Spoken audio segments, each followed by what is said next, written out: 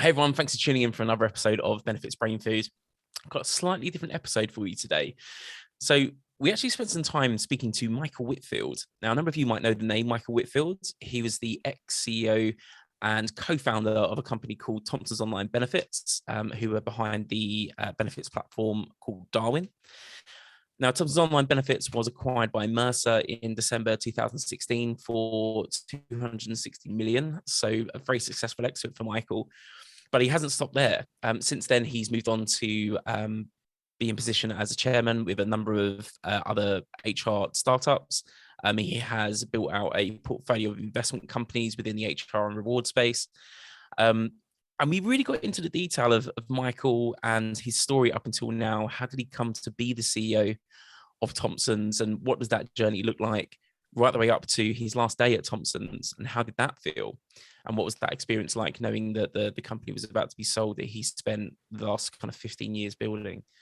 We also explored a lot of his time in rugby and how rugby has actually been one of the biggest influences for Michael in the way that he thinks about business and forming culture in organizations. Yeah, I know lots of people that we've both worked with and been part of companies with. Matt will really find this episode interesting. You know, Michael's such a fascinating leader and individual to talk to. He's got great insights and opinions about things. But also, it's great to catch up with him to hear about what he's doing after Thompson's, because he's so well known for creating that business and selling it on. That not a lot of people realize exactly what he's spending his days doing now. So we cover that too. I hope you enjoy the episode. We'll catch you next time. Like and subscribe for more.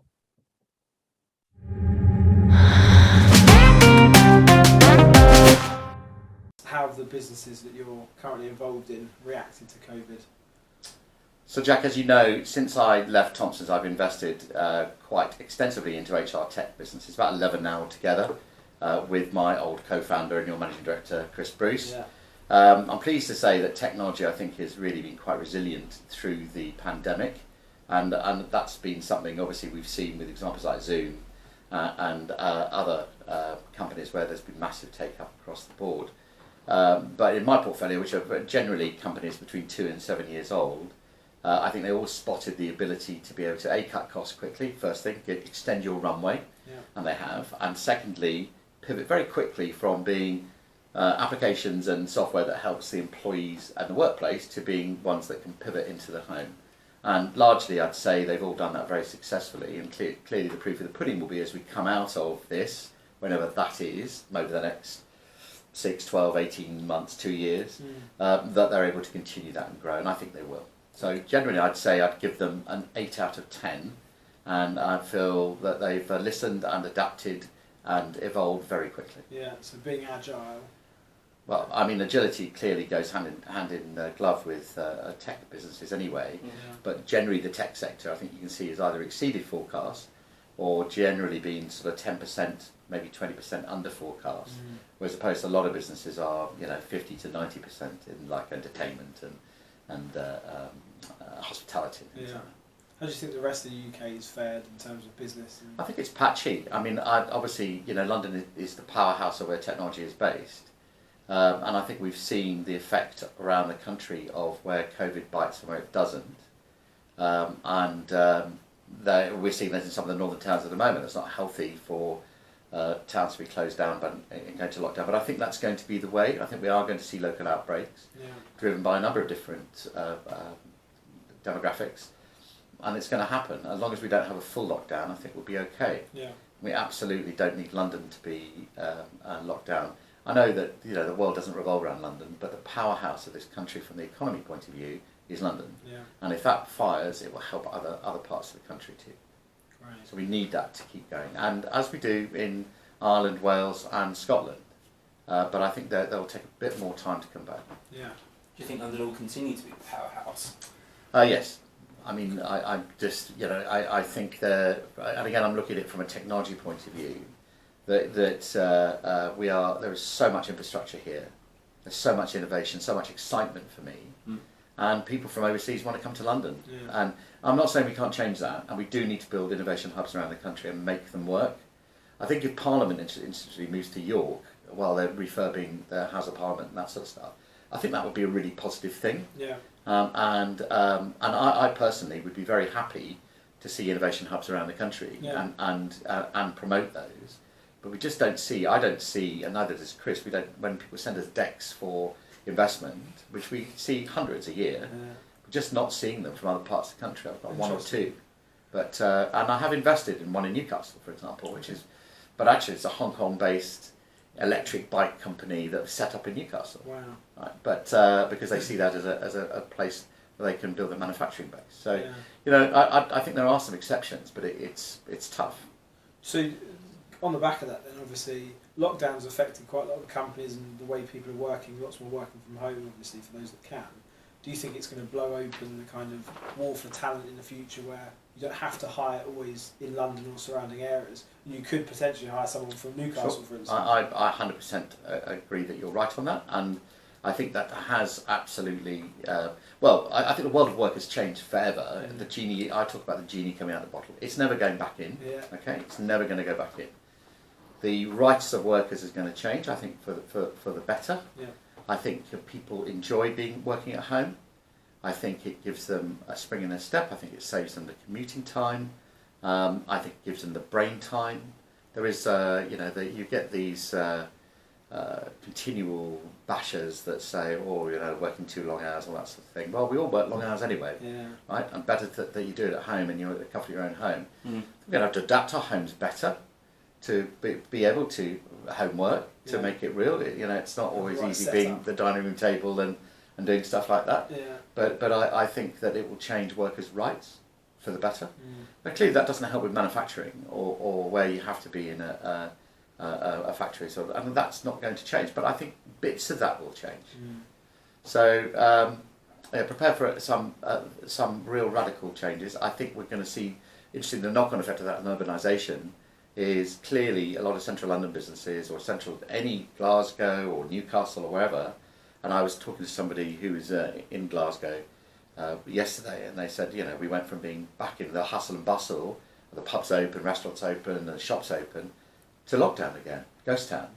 And I think that that is a worry. And the centre of towns are going to change, and property companies are going to go through a radical change. And I think you'll see mixed usage. I think you'll see centres becoming more urban again, with people living there rather than having to commute in 2 hours, and that's not a bad thing. We need to see property prices drop, commercial property. Yeah. We need to see mixed usage, proper mixed usage, not just ticking the box, which a lot of property developers do. Great to hear about easing the planning restrictions, and let's just get cracking. Let's convert some of these empty buildings, commercial buildings, into mixed usage. Yeah. Let's have retail and people and offices, and just let me finish on one point on this. The workplace is so important. We can't have people just being at home because they will lack that human touch, and we're all going to need that human interaction for our mental wellness, as well as that. You can't hire an employee just by an interview, and I worry that we hire junior employees because they're low paid by interview. But that's the wrong strategy. Junior employees become senior employees one day. You need to eyeball them. Yeah. You need to touch and feel them and really get the emotion of what that person's like. You don't get that until you look them in the eyes, right? That's right. So that's so vitally important. So I think the workplace will become a meeting place. Forget hot desking. It'll just be a place where you come in and you socialise, and you don't have to go, those are hot desks and these are your desks. Yeah. That's never going to happen again. And I think that's great. But we must make sure as employers and employees that we do meet our colleagues regularly and socialise. And I'm kind of excited about that as a cultural development. I'm very into that cultural piece. I think that's the next part of culture. Yeah. What do you think with the... so a lot of the conversations Jack and I were having around people are going to be coming back to work now. Everyone's talking about actually, remote working or fully... remote companies are now going to start to be on the rise, and people are considering it more. But exactly to your point, we thought, well, actually, I think some employers are going to get it wrong, and they're going to say 100% remote working, where it's not the practice that's the benefit, it's the option to do it. Should you want to? Too much the other way. Yeah. Do you think they're going to make many mistakes? Going too far? Let's go back to when companies like Netflix brought in unlimited holiday. So lots of people went on that. Virgin went on that time as well. And you know, you're both benefits guys. You understand what that means, and it didn't work for some. And actually, the reality is people took less holiday, which wasn't the idea. And I do think I've always felt we should treat our employees like adults, and the employees that don't, the ones I think that will suffer. So culturally, we need to treat our employees like grown-ups. Okay, first thing, and if that means setting the standard, saying we're going to be flexible here. You can have between, I don't know, let's say 1 and 4 days where you're not in the office, or 2 and 4 days. Let's say 2 and 3 days when you're not in the office, and you pick them. What you need is you need a really good tool to be able to monitor that. Okay, so you're not having to go register, make it easy. So you're agile on the hoof of taking that time. Doesn't matter, we'll work it out. It's fine, right? We had to do that for the past 4 or 5 months, haven't we? So, and has it caused a problem? No, not at all. So I think that there will be those that go, you can all work from home, and why? Because people will see it as an opportunity to save money. But some of the conversation I've had with these younger businesses have been, we don't need a central London office. The founders are now I had a board call this morning actually, and on that call, the founders are both up in Cheshire. They are a partnership, the two of them, and they're going, well, our efficiency has improved, the efficiency of our staff has improved. Do we need to have a central London office? Exactly the point you're making. So I think there will be some errors, no doubt, as there were with the unlimited holiday scheme. But we need to try those out. And the great thing I think about the pandemic, if there is a great thing, is we've squashed so much transformation into such a short period of time. Initially, people talked about 2 years transformation. The 2 years transformation in 3 months. I've heard people say 10 years transformation in 4 months now, and you're going to see more of it. Quicker planning decisions from government. That's a big thing if that changes. But look at this legislation that Rishi's brought through. It's been amazing, quite amazing to see how quickly it's gone through, and how well some of it's worked. I'm very interested in the Kickstart stuff that for 16 to 24-year-olds. 2 of the companies in the portfolio are very much specialist in those areas, and they're really excited to be working with DWP and genuinely making a difference. There's going to be a tsunami of people that were building up anyway, that were coming out of schools and universities that didn't have jobs. Well, you can double, treble that now of what's going to happen in the next 12 months. Think of the mental wellness effect of those people being locked up. They're the people that have suffered the most. And now they can't get a job, or they've been furloughed. Who knows how many people have become furloughed? It's not a question that you've asked me, but I actually think that most people will go back to work. But there'll be a lot of younger people again, who are the people that are the subject to the furlough. But the employers are just going to be ruthless about it. We don't need them. We haven't needed them for 3 months. Why do we need them now? There's a psychological thing there. You think about it. Haven't needed those employees for 3 months. What's in it for me to bring them back to work? Unless I've got the business to justify it. And I think a lot of businesses were carrying fat in terms of too many employees coming in January this year. Okay. And a lot of them are going to use that opportunity to basically reduce headcount, reset, and go forward. And the young people are going to take the brunt of that. So massively important we don't forget about those people. And the Kickstart scheme, I think, is a really good start. And just going back to a comment there around some of the small businesses potentially looking at their office spaces and how they can do that differently. What do you think the large multinationals or companies that have these huge HQs in big cities, flagship buildings, that could be looking at sub 30% occupancy rates?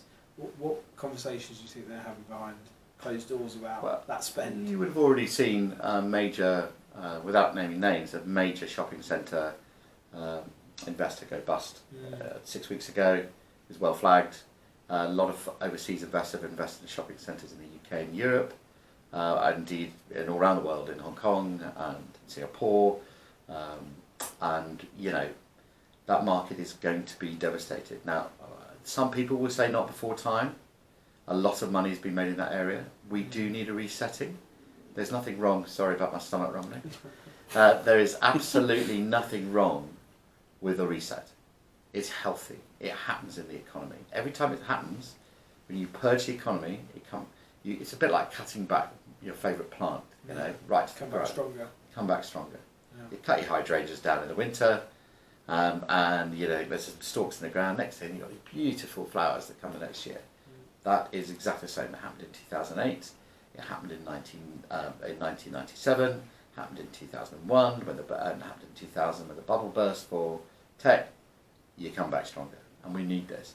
And I believe that it's unhealthy that the central city remains is a domain for the for the mega wealthy and just businesses that are, you know, multinationals. Yeah. I think it's wrong. Mixed usage. Let's get some of these. I mean, the great thing about, again, the lockdown is the resurgence of the independent high street retailer and food shop and coffee shop and restaurant and you know, and the support in the community. Local, online. Yeah. Let's push that into the middle of cities. Let's have this mixed usage, because actually it's the companies like Starbucks and Pret and these expensive food outlets which are going to be devastated in central London and the other centre towns. It's not just London, but all the central towns.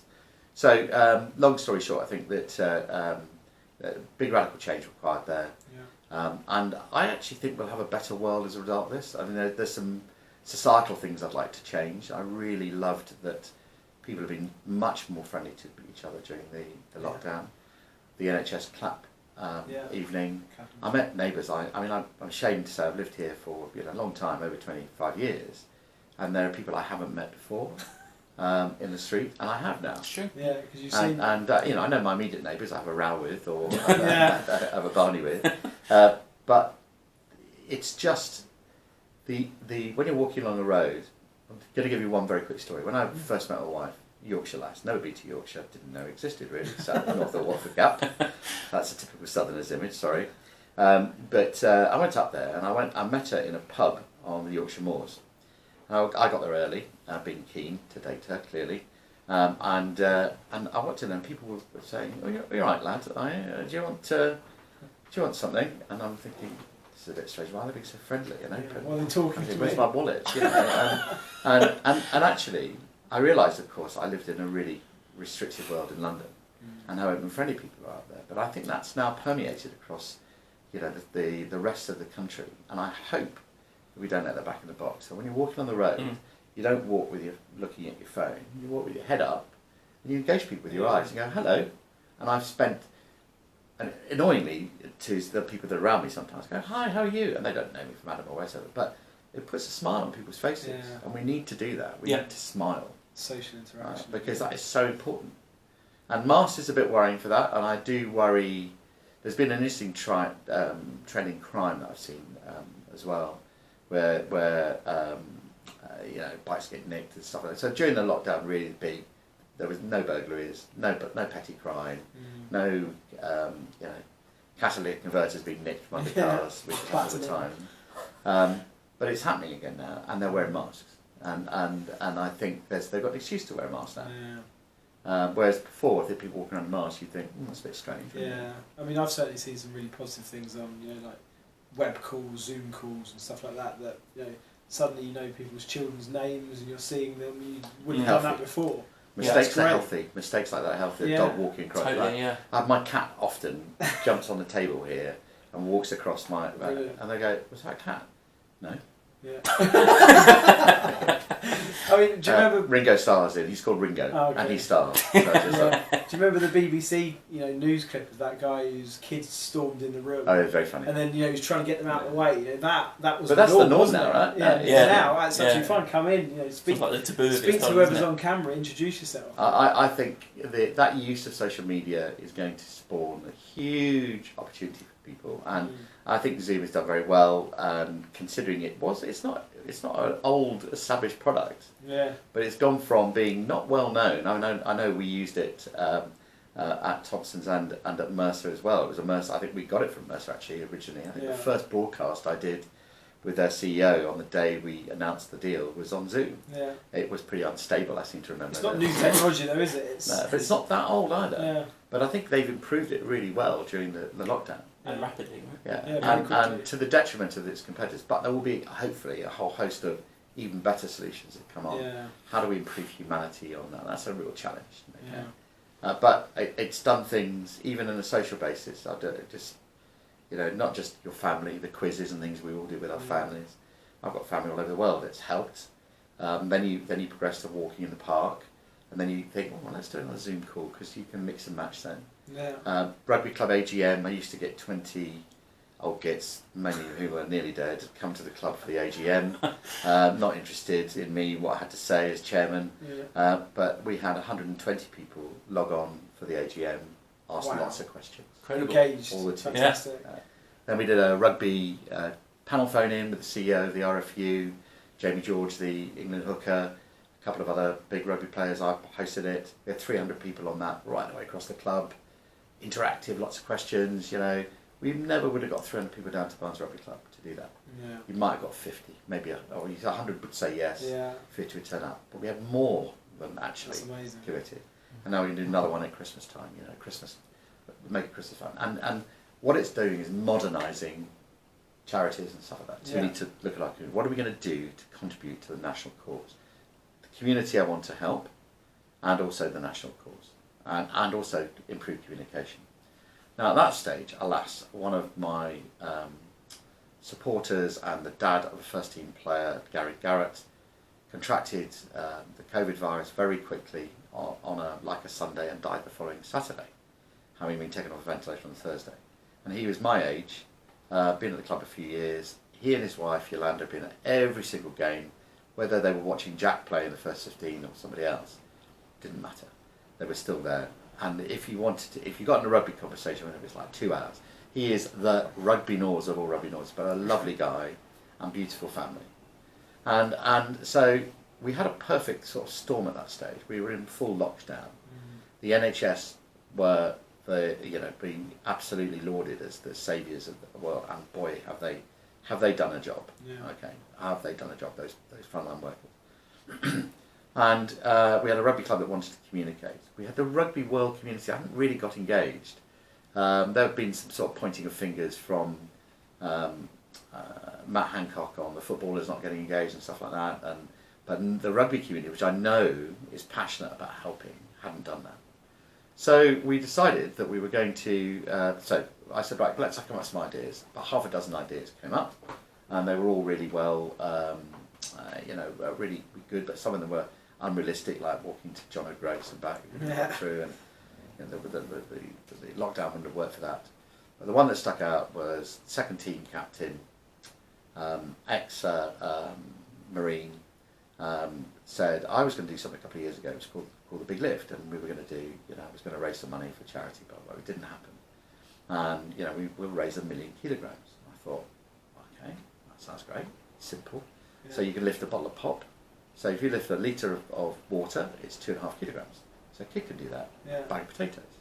But then you've got the big strong men and women of Barnes that want to be, macho and lift the big weights. That's fine too. And I can lift a weight. I lifted this obelisk here, which is 22.5 kilograms. Wow. And I think I did about 8,000 kilograms myself just doing that, lifting it loads of times.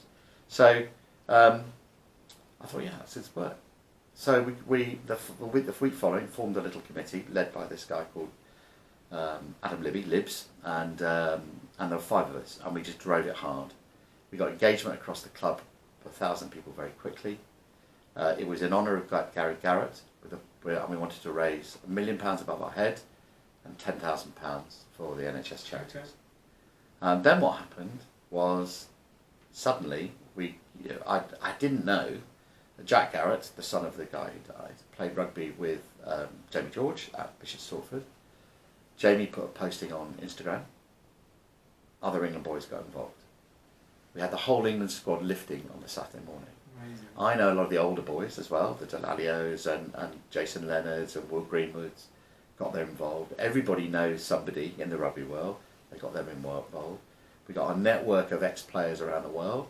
They got involved. Yeah. Singapore, Australia, New Zealand, America, Argentina, mainland Europe. And then suddenly we've got 6,000 people on the day lifting. And I think I said by the time we got to the 2nd of May, which is a week later, 5 days later actually, we'd already raised £20,000. Wow. And then I, one of my contacts is a written journalist for Sky, and he wrote a piece about it on Friday. And clearly, the news team on Sky, and this is the gods shining upon us, basically were looking for pieces for Saturday morning, the early piece to promote. Yeah. And they saw his piece, rang me up and said, "Do you want to do a spot at 10 to 9 on Saturday morning?" I went, "Oh, that's useful because we're kicking off at 9 o'clock." I said, "Yes, please." And they gave me 10 minutes, Amazing. prime time television, Yeah. which of course I thought through carefully messaging on there. Yeah. And in the following hour we had 1,000 donations to the. Incredible. Most donations were 20, 30, 40 pounds, Brilliant. but we had 6,000 people take part, Amazing. and we raised altogether 160,000 That's pounds. incredible. And I'd say it's one of my proudest moments in my life, and out with personal family stuff and stuff like that. It's an amazing, but it only happened. I don't think it would have happened a week later, It was a because that was the special moment. V-Day stuff celebration, Yeah. and we had Colonel Tom. That moment in time, complete lockdown, complete faith in the NHS.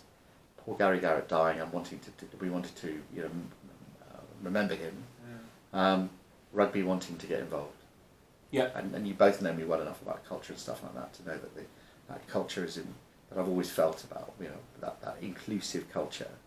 It's even more diverse in a rugby club where you've got women and men and boys and girls and old gits and young gits and and difficult people, great people, volunteers, and it's just so important. I feel very, very proud about that, and that we're going to have when we can, big celebration of that big lift. We're doing a sort of celebratory polo, as you always do with these things, and Jamie George and some of the England team will come down, Amazing. and we will drink a shed load of beer, and probably a few shots. Yeah, obviously. Some Jaeger bombs. Bit of Jaegers, yeah.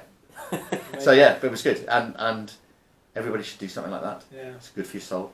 Yeah. It's incredibly good, isn't it? But it's not. It's. I just want one more thing. Yeah. Yolanda and Jack, the son and the wife, and the daughter Verity, were not able to see their father off in the style they wanted to do. And Yolanda was amazing throughout this and very supportive, and obviously I wanted her support because I wouldn't have done it without her. And Jack was really affected by it, as was Verity. And what it's enabled them to do is to send him off properly. And there were 2 articles written by Owen Slott, who's Sunday Times, a fantastic journalist, who in his day was a minister at Barnes as well, lived in Barnes. And the first piece he wrote was about the big lift generally, so we had so much publicity. It was amazing. But the piece he wrote on a Monday after the big lift, so it would have been the 4th of May, was about how Gary was just a rugby man, a man of the people. And he was just a rugby person, right? He could have been, he was every man and every woman that goes and watches their kid play as they go up through rugby. And it was, for me, and absolutely gave them some great closure on what was a very difficult situation. And we've taken them into the bosom of our family, and they will be, up front and centre at every event we do going forward, because and I can just tell how it's been helpful to Jack, the son, and hopefully to Yolanda too, and I'm proud of that. I'm very proud of that. Amazing. Should be. Yeah. How did you get involved in Barnes in the first place as a chairman? You played for Barnes, didn't you? So I originally was a founder member of Farnham Rugby Club, but when it was part of Alton Farnham, which then actually spawned much after my time people like Johnny Wilkinson and stuff like that. I then moved up to town. I went to Richmond first of all as a fat flanker, and actually the weight I am today, so I'm quite proud about that. I never really got on at Richmond. I wasn't really from the right club coming up to there, and probably wasn't good enough if I'm honest. And I started playing for Ealing. I can't tell you how I ended up playing for Ealing in our championship side. They were then, I think, aspiring to be National 1, National 2 side. And It was an ordinary rugby club in Greenford, near where the old Wasps club was in Sudbury. Dreadful pitches, mire, clayey, water, shitty clubhouse, brick, cold, damp, served beers, had good banter. And I ended up going as a flanker. I started off playing crash ball centre because there are too many flankers. Eventually got into the first team, stayed there. I used to dislocate my shoulder regularly and stuff like that as well. Not for fun. Just for fun. Yeah. But on a Sunday, there was a crossover with a side called London Yorkshire, which was based out the Sun in Barnes. And a number of the Ealing boys played there. I got dragged along and played there. I met some of the Barnes guys that played at the Barnes Herodians, as it was called then. Because it used to play out the Herodian Sports Club, which was where Howard Staff was supposed to go, but they never did. And it was just beautiful sports facility just down the road here, which is now a school, called the Herodian School. And so I thought, firstly, Barnes is a great place to live. It's a bit more salubrious than Ealing, which was the site of marriage number one.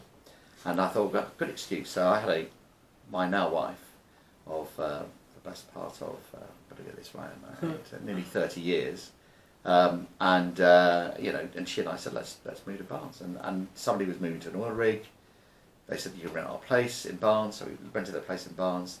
And then I left Ealing that season after about 11 years and moved to Barnes at the early 30s. And I've never looked back. I played first team there until I was 44. And then I played a bit of vets rugby until I was 50, captained the vets. And I have been chairman for 15 years. And I'm now 61. So I was chairman while I was, after I'd stopped playing first team really, when I was 44, 45. It is an extraordinary club with a soul in it and an irreverent crack of humour, which I appreciate. And I know all about male suicide in young guys. Charlie, my son, had 4 of his mates in various different issues last year. Accidental death through drugs and alcohol. Deliberate taking of own life, trying to take own life, and they were all in the sort of 19 to 22-year-old bracket. Now, that's not, they weren't Barnes Rugby Club people, but they're indicative of a problem that exists. And I think as a club we have to address things like Black Lives Matter, the LGBT issues, and also depression in men. And I'm not saying women don't have depression, but I think it's predominantly a young male issue in this country. So as a rugby club, they would never step over that line normally, but I think we have that right to do it. And I'm meandering off into different topics, but but it is so as a rugby club, that's my job. And much as I'd like to, sometimes take a lesser backseat. For me, I'm passionate about what rugby is. We would not have raised that money for the big lift if it hadn't been for what rugby players are about: respect, teamship. And when you go into a rugby club, you don't talk about what somebody does, how much they earn, how important they are. Doesn't matter. You're a mate. And it breeds meaning and purpose to the individual as well, doesn't it? Because if you are positively impacting people around you, and you've had an impact, and it is positive, and people are grateful to you for it, inadvertently you're building out that. Also, mental health wise, almost a support network, right? You've got to feel it in your heart, or you have an experience that changes your life. It needs to be tangible, and people that have had it can share those experiences with others to say this is what this means. And I always talked about having champions within the business that were able to do that.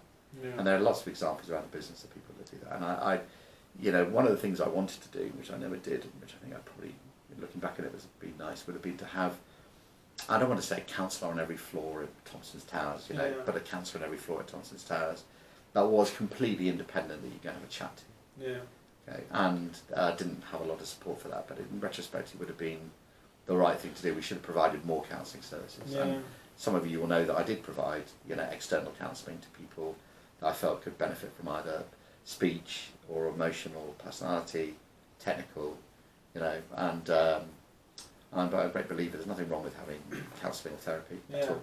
It's helpful. It's really interesting because when I talk to someone like Nick Taylor, mine, fantastically interesting person, he says, stats like 1 in 4 people suffer from mental ill health, but 4 in 4 people have mental health.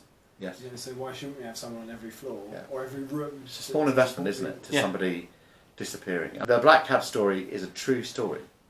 Mr. Christopher Bruce, long-haired, foppy youth, terribly public school boy, inherited him with his dad's company that Thompson's bought. And hello, I'm Christopher Bruce. Yeah, I bet you are. And and he, so he was at Alexander Forbes, a business that I was MD of, and I bought his dad's company into Alexander Forbes. For a year, I put Chris with this really hard man there. His name will remain nameless because he's a hard bastard. And you have to use the word hard bastard in this context. Okay. And I thought he'll knock the sweetness off this boy, and he did. And Chris was resilient. Now, Chris's core skills are in his gap year. He sold life insurance in Beirut, which is a true story, Wow. and he sold second-hand Volvos in Denver, and was their top salesman. Both of those are true stories. That is the tenacity of the man. Yeah. So I thought, mate, he survived this guy I put in front of, who's the world's hardest person to work for. Nobody wanted to work for him. I thought, good, he can work with me now. When I joined Alexander Forbes in '95, and I left in 2000, I thought I had this sort of midlife crisis, set up a technology business. And Chris said, I'll come with you. He was still quite a jolly hockey stick sort of chap. And he didn't say quite like that. Yeah. Anyway, we both resigned, and we sort of divvied up responsibilities between us. Younger guy, better laptop, did the tech, Chris, and I did everything else. And that was much the way of our career all the way through Thompson's. And we started, at that stage, there was still, the dot-com bubble hadn't burst. Okay, and we were in a black cab going to a company called Bots & Co, which is an incubator. A bit like the one that's just round the corner from Thompson Towers at the moment, called Hambro Post. Yeah. Okay. Model is, coming in, fund them, help them, blah, blah, blah. And as we were going over that, I was mulling over this issue. Initially, the idea for Thompson's was that we would sell employee benefits online, and we actually created a model that did work. Arranged the contracts with companies like Swiss Life, like Friends Provident at the time, and we had life insurance online which you could execute. I mean, then we could sell a group life online. We developed the enrolment tool for GPPs. Nobody else had done that, and we were selling benefits online. But it hit me that was going to be a long burner to do that. The big companies probably wouldn't do that, but you could do benefits administration. And what we were doing, and this is an interesting story too, that we were doing all of this reconciliation every time. The client would send us a letter, the list in of members of the pension scheme, and a cheque attaching it. Sometimes you were lucky there was a floppy disk in it. Okay, but often not, there wasn't. You didn't send a spreadsheet or a dynamo. There wasn't no sort of Google Sheets or anything like that to share. There was no platform to do it on. I'm thinking, this is most of them. We spend 80% of our time correcting other people's errors or making errors for them. So on the way to this company, I said to Chris, we're barking at the wrong tree here. Let's not sell benefits, let's administer them. Let's take these processes, which are paper-based, not automated, and automate them. And actually it was before probably the Friends Provident and the Swiss Life stuff that we did, the administration there. And that's how it started. And I went to Bots & Co, we saw a couple of companies, and then we completely pivoted. It was a pivot. I didn't know it was a pivot at the time, but it was the right pivot. We then got persuaded Friends Provident, my dear friend Russell Welsh, to endorse, and Julian Webb, who's now at Fidelity, to endorse with HMRC to get that piece of legislation changed that said you didn't need a wet signature on a GPP application. There were 25-page applications, if you remember that. You're not old enough. I remember the one-to-ones to sign people up to them. Yeah. The old Scottish equitable forms, so long. And it used to take forever. I'd never get the forms back. So the process used to be, you'd come and see me. You'd like to join a GPP, right? I will arrange to come and see you, fill out the booklet, or I'll send it to the HR team. They will eventually get you to fill out the booklet. You'll send the booklet back. You haven't signed the declaration, haven't signed the direct debit, haven't filled out the tax form. Send the form back. Then the form comes back completed, whatever timescale. It goes off to the insurance company. Somebody rekeys all the information, but they miss half the information, and the policy isn't set up properly. Oh, we didn't get the direct debit, so another direct debit. So you've got 3 months, maybe. And then you're going to turn around to the member and say, good news, we set your pension up now, but your first direct debit is going to be £500 instead of £100. But good news, your company will put in £500 matching too. but I can't afford £500 in one go. So that's the type of thing. Yeah. And we took that process down to 12 minutes. The very first company was a company, part of Maersk, called Blue Stream, I think. It was Blue something anyway. Yeah. And I remember Chris being in the office in Wilton Road. It was an attic above a Burger King, let's be honest. And right at the top. And he was looking, and he could see on our technology, which we built very quickly, core enrollment technology, he could see me signing up people. Blue Wave it was, Blue Wave. Right. And what the premium was, and how it was, what it was generating, what projections were. And we created a process which would then close the loop and send them back confirmation of their policy. Now, how advanced was that? Yeah. The very first people in the UK to do that. Okay, and that for me was the start of something really big. So I tell you what, before we get on to benefits, one of the things I was going to ask you as well, Michael, when you were talking a lot about the rugby club, the community, but then the culture, the way you were talking about it, you almost could describe the same structure and the same influence, but on a business, couldn't you? Yeah.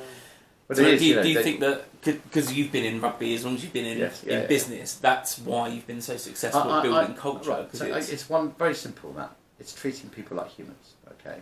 And one of the things I always did was, so there were 2 or 3 things that would stick out probably with you that I did. So clearly, I mean, things have changed now about going down pubs and that sort of thing, but and drinking culture isn't an important culture, okay? But for those people that like a beer, why wouldn't you do that? But equally, we did things like all the Thompson's Challenge and things like that, which means that people could get involved and do stuff, and the Zumba and all the bits and pieces. But you have to start with treating people like humans, putting the time in to ring somebody when you actually don't need to speak to them, because you want to have a chat with them.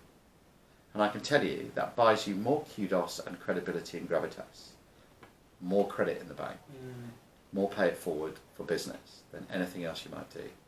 Understanding the needs of your customer, client, and listening to them has put me in very good stead with the relationship I have with HR people. So let me go back to the people in the business. Yeah.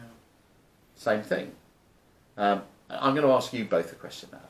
So I think there are a couple of top things that we used to do that proved the humanity and that creates that culture of trust and openness within the business. Or the Thompson's family approach. So what do you think so what would your top 3 be? I'll put you on the spot, Jack, first. Top 3... one of the biggest things that attracted me to everything about Thompson's was the opportunity to do things. So, bring ideas to the table and be listened to, which I still try and translate, because it doesn't matter who you are, what position you're in. If you've got an idea, you should have the chance to go with it. Agreed. And, kind of alongside that, the foul-friendly part. Yeah. If it doesn't work out, that's okay, move on kind of thing. But I've been thinking a lot about this recently, actually. Thompson's had a knack for spotting talent and potential, rather than potentially experience or thing. Thompson's people are really easy to spot, and they're naturally kind of diverse. One of the things that I really connected with the company recently was the bring your kids to school day and the family. There was the Father Christmas, the grotto, and there were activities and crafts, and the kids were so excited to see where Daddy works, and to have people within the office, your colleagues. Let's be honest, you probably spend more time within your family anyway. Yeah. To then go, oh yeah, these are my kids, this is my wife, this is my family, and that kind of coming together of like the other world that people don't normally connect with behind the colleague. For me, that was incredibly powerful, and drove a huge amount of sentiment and emotional engagement for me, because it felt as though my family were part of the. Yeah, look, what do I think? I'm going to finish with the best things last. I think I think that we bonded well at events, whether they were conferences. The fancy dress was just hysterical. I mean, I've got 3,000 pictures unpublished at this stage. Fun is absolutely fundamental to me. I had music playing in my office all the time, as you know. And I was not averse to singing on a Friday afternoon, so that's a core. Whether it's doing a Thompson's Challenge, whether it is going down the pub and having a beer, put your arm around somebody to have a chat with them just to help them out, Whether it's meeting up at the weekend and playing sport, which a lot of people, that I'm pleased about the relationships that happen outside of work. And those are important. The social gatherings, the things you talk about. It wasn't just a coincidence that when we did things like the preparing for the Christmas carols, that I wanted to start that 6 weeks before in the morning, so it permeated through the building. And even, non-religious people would come up and say how nice that is, because it did sound good. We actually had some good voices in the back. So the bringing the parents in and the kids, was really important too. Father Christmas, again, we live in a far too politically correct world. It's not a religious thing. It's not a statement. It's fun for the kids, okay? And we live in a society where, and what I was pleased about is it was a very mixed community that came in for those events. Then they brought the grandparents in. That spawned bringing a parent to work. Yeah. So excellent stuff. Bringing our clients into the office, I was really insistent on that. It used to really irritate the tech team, probably still does. That's why they're probably happy down in the bowels of the earth now that they're in. But clients loved feeling how we were. I remember when we moved into that office, 2009, soon after Google came into the office for a track around 25 of them, and they weren't sure they're picking us or whoever. And I trailed them round, and I heard one of them say, "This is just like a Google office." I thought, we're going to win this game. Yeah. And we did. And I wanted our clients to be part of the fabric. So you need your staff to touch, you need your employees to touch your clients too, see them.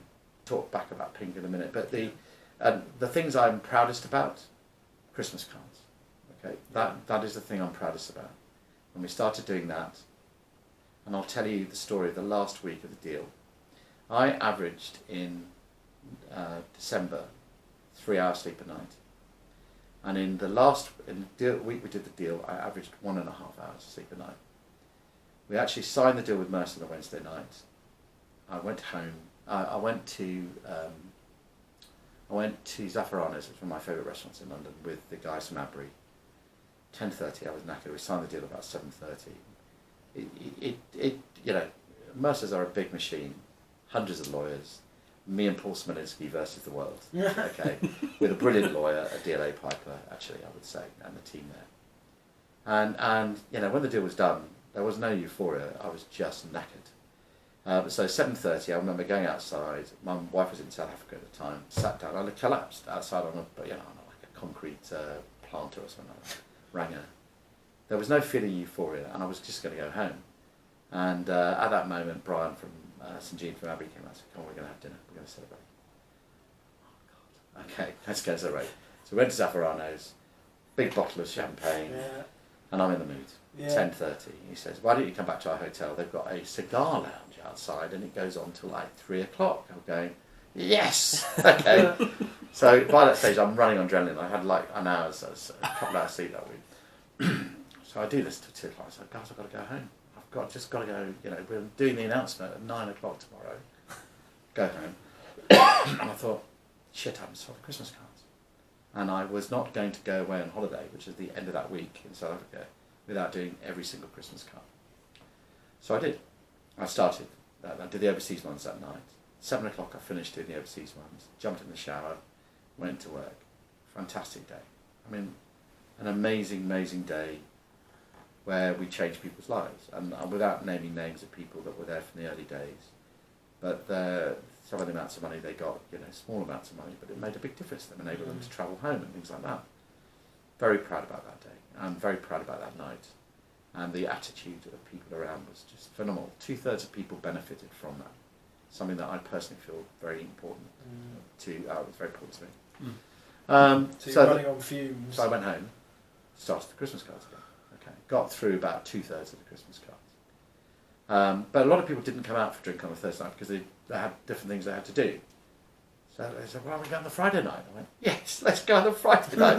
Bear in mind, I'm going to South Africa on the Saturday, at 5 o'clock. So I go out the Friday night, same time, 11 o'clock or whatever, go home. But I have to finish the Christmas cards. So I finished the Christmas cards about 5 o'clock in the morning. Thought, "Oh, better pack, get ready," all that sort of stuff. Did that. And then what happened? I go down to the rugby club, have a couple of beers and celebrate. Down the rugby club, a couple of beers. And so I go down there, but I don't remember coming back. I remember stopping at one house on the way back, some friends of mine I actually seen tonight, and having a drink there. I don't remember getting to the airport. I don't remember getting on the plane. I don't remember getting off the plane. I don't remember much about 3 weeks after that. And my wife just said I was a zombie, you know. But what a hell of a thing that was to do. How do you feel, you know, from running a company for 17 I'll get there. years? I'll get there. Deliberately picked the name Chief Cultural Architect for my 6 months. But by the way, nobody had ever done that before, but I've noticed people are using cultural architects more and more now. Yeah. I feel very proud about that too. I should have, you know, patented or something. And because I planned it, I didn't feel bad at all. I really didn't feel.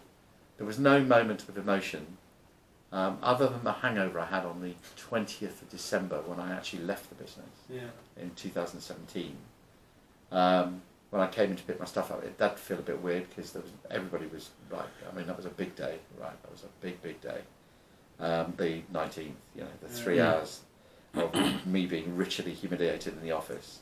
The step to the Greencoat Boy, our spiritual home, and then Mahikis till 3 o'clock in the morning. But I wasn't at all drunk. It was just a lot to take in. And go back in the office the next day with probably 25% of the staff in the office, and those that were there barely alive. It felt funny, and you know, loading my car up by myself felt a bit funny. But you know, it's like when you leave home or you leave school and you go, "This is a new part," and I love it. I absolutely love it. I love the role. I have not found it a difficult transition. Whether the founders love it, we'll find out. And the proof of the pudding will be how will they do on exit. And I'm not in it just for the money. I don't need the money. I'm doing it because it really turns me on to be able to pass on the skills. I just wrote this morning to somebody, you know, what do I do? There's a guy called Toby Strauss, used to be the CEO of Viva in London, who's writing books and stuff, and NED work too. I haven't connected with him for some years. And I said, you know, the secret of being a great chairman or NED is to take everything you've done, the good, the bad, the ugly, and help your charges, these co-founders, not make those mistakes and grow faster as a result. I love doing that. And when they put something into practice, I feel very proud about that. You know, and that's important. So I haven't found it at all difficult. And my family thought I'd find it difficult. I think they were really worried about that. It's been such a big part of my life. Chris didn't think I would, because he knows me really well. You spoke earlier about culture and how sometimes it's hard to define, it can feel a bit fluffy, but talk to me about pinkness then. Pink attributes. Well, when Thompson's was first born, our logo was really a plagiarised model of the original Microsoft 4 quadrants, multicoloured. Okay, it was the original Microsoft logo. Thompson's original logo may have looked a bit like that, and it did. But then it migrated pretty quickly. A 2-minute conversation in 1 Wilton Road. That was the office above the Burger King attic. Chris and I designed this lozenge, light blue lozenge, white pipey writing, Thompson's on my benefits. Done. 2 minutes. That was our logo. Thompson's on a benefit. Okay. And why was it Thompson's? It was Thompson's because it gave us gravitas. We were part owned by a company called Thompson's, which was a financial services group. Thompson's Directory. Thompson's Reuters. We were all of those things if people wanted to believe that was who we were. Thompson's an archetypal English name. Worked well to get us through the door. Then we migrated into what I could only describe as a fairly 60-ish, you know, sort of fairly male-female chromosome sign, orange and blue.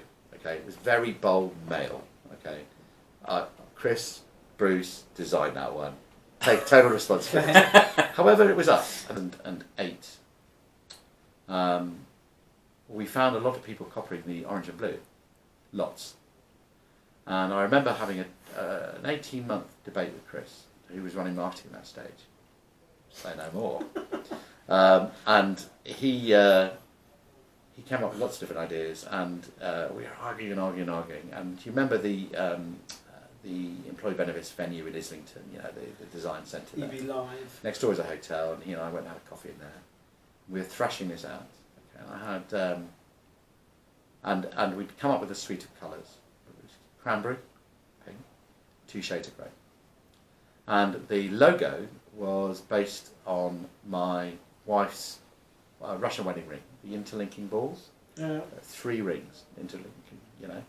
And that's the, you know, that was the principle of what the business was all about, which was broking technology and communications. And those 3 things could interchange.